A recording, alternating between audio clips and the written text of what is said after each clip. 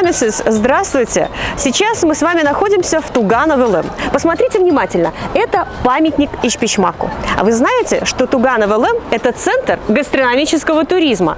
И наши гости, и горожане приходят к нам для того, чтобы провести уникальный мастер-класс. Можно самостоятельно сделать своими руками вкуснейший ишпичмак.